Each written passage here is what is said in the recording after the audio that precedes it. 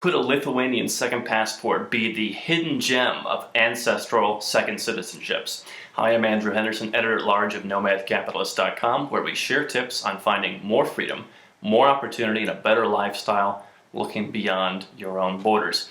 Now, before we talk about this interesting passport opportunity, take a moment, click the subscribe button below, join our channel, and make sure that you're getting all the latest field reports that I deliver right here on video. Now, you look at all the information on second passports out there. One of the easiest ways and one of the cheapest ways to get a second citizenship is just to look in your family tree.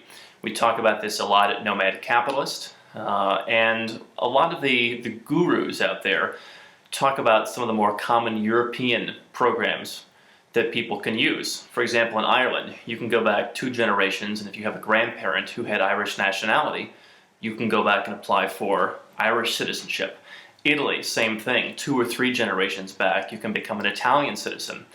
But I believe for a number of reasons, the program that I want to talk about now could be even better if you qualify. I'm here in Vilnius, Lithuania, and I've been talking to some of my contacts on the ground about Lithuanian citizenship by descent. Now, Lithuania is also part of the EU, so there's a lot of benefits to a Lithuanian passport as a travel document.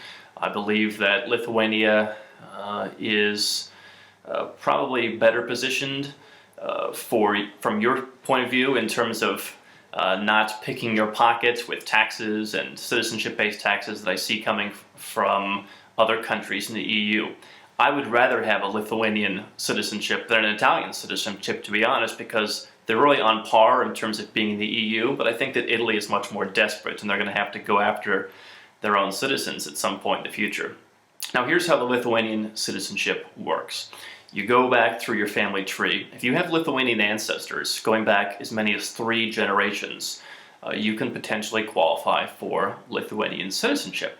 What you have to do is you have to either find the documents on your own or go to the Lithuanian archives, get your birth certificate, your parents' birth certificate, their parents' birth certificate, and if applicable, their grandparents' birth certificate. Again, you can go back 3 generations to your great-grandparents and prove the connection that someone in your family had Lithuanian nationality.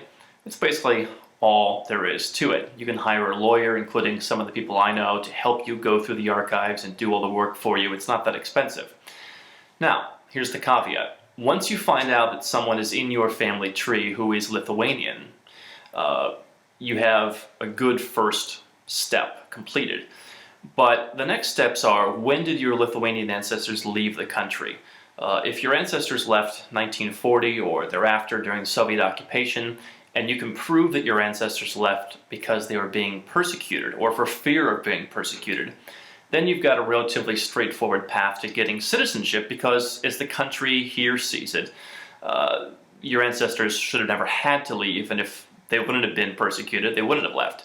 So therefore, you're just getting your birthright.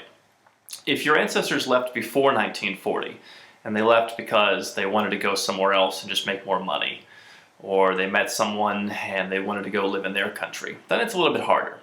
You can still, in many cases, get Lithuanian citizenship, but you may have to renounce your current citizenship. Lithuania has gone through some changes in the last 10 years. In fact, they've kind of gone back and forth on what kind of law they wanted to have in terms of naturalizing citizens.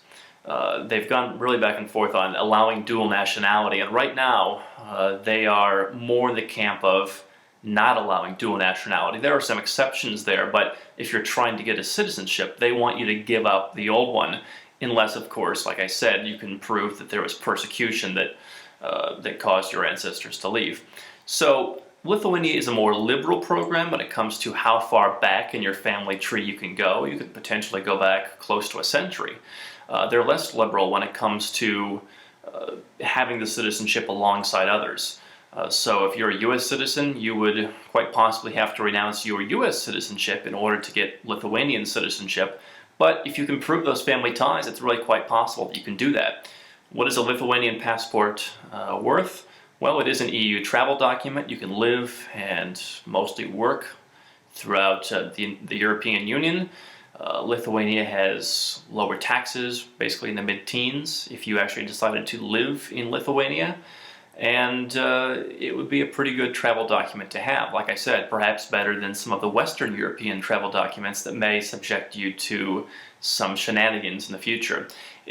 I'm actually building contacts right now with the people on the ground who can help you through this process. And if you're not a member of my private club, the Nomad Society, I encourage you to go to nomadcapitalist.com and join today, because I'm going to be sharing much more detailed information, as well as my personal contacts who can help you get Lithuanian citizenship in the most advantageous manner possible if you qualify. So check that out at nomadcapitalist.com.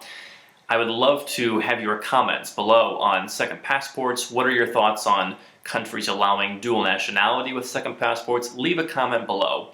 And please subscribe to our channel here so you get all of my future videos with all of our updates, not only on second passports and second residencies, but all of our international and offshore intelligence.